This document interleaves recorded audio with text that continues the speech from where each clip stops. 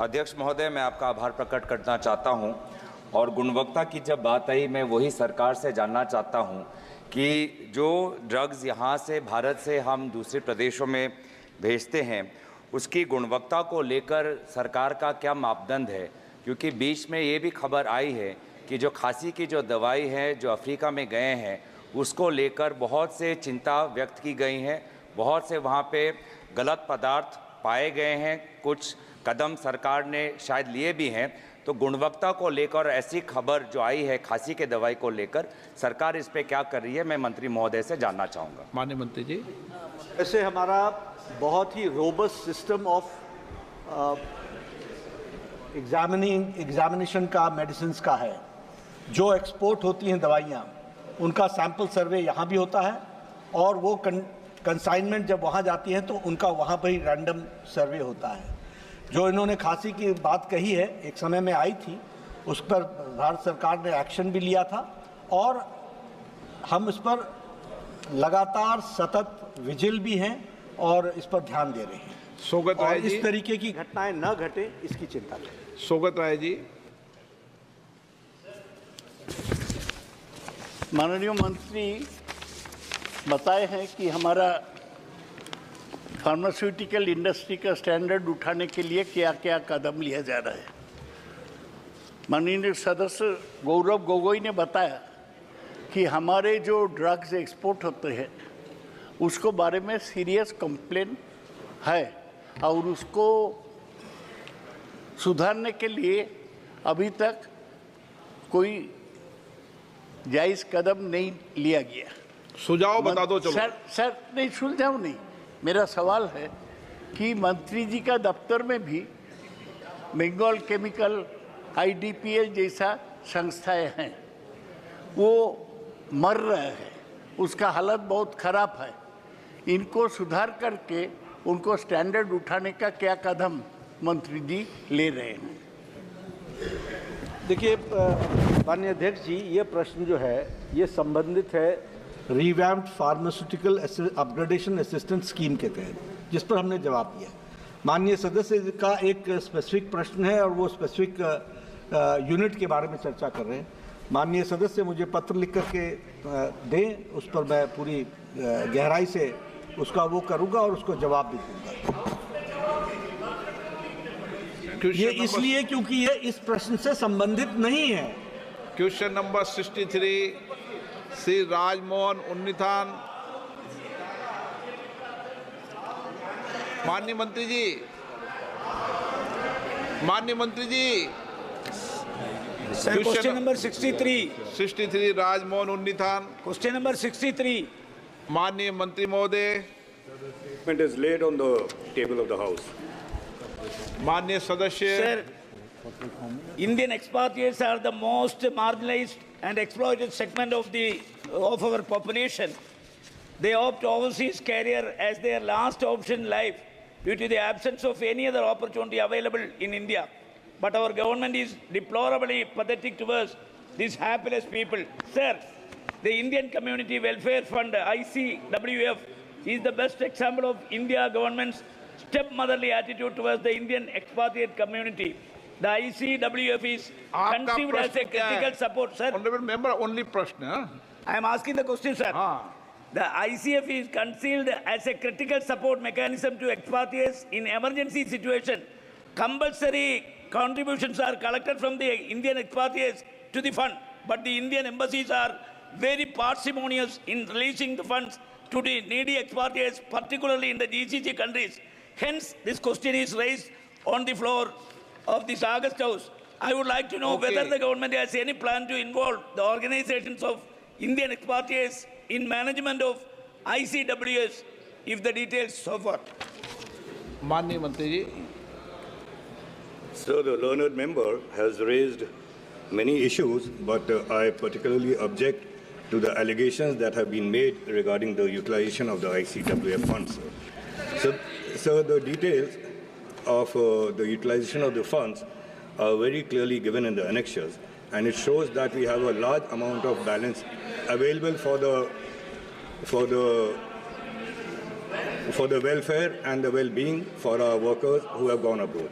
So I'd like to add, so that it is a very important issue for the entire country, for the well-being of our workers are taken care of who have traveled abroad. And it is rightly so, as the member said, that they belong to the weaker sections of our society, especially financially. But I'd also like to add, sir, that apart from ICWF, our government has taken many such measures, especially under the leadership of our Honorable Prime Minister, that I can proudly say that today every Indian who has traveled abroad, either as a student, as a laborer, as a worker, or even as a tourist, feels safe and secure given the measures that we have given. Sir, may I answer? Sir, may I answer? Sir, the members raising the question of Kuwait, sir. Sir, that is a matter of the Kuwait government. And when the Kuwait tragedy happened, we took all possible measures to bring back the mortal remains in record time, sir. Record time में हम लोग Kuwait से mortal remains लाए थे. वो उनका internal matter है, and वो लोग अब पूरे ध्यान से उसको देख रहे हैं कि ऐसी tragedy वहाँ ना हो. They are going over the system there, sir. But that is their matter. Our responsibility lies in providing all assistance, whether legal or physical, medical, even to the tune of giving insurance cover to our citizens to work, study, or as tourists. Second question. Honourable member. Sir, ICWF is, among other things, meant to provide emergency medical care on means tested based to overseas Indians who are involved in an accident with serious life-threatening injuries or have life-threatening medical conditions or suffer a serious disability. I would like to know from the Minister how much amount has been disbursed for this purpose from the ICWF in the last 2 financial years. So, a detailed reply in Annexure 1, Annexure B, and in Annexure C of the main answers already provided to the honourable members. E.T. Mohammad Bashir.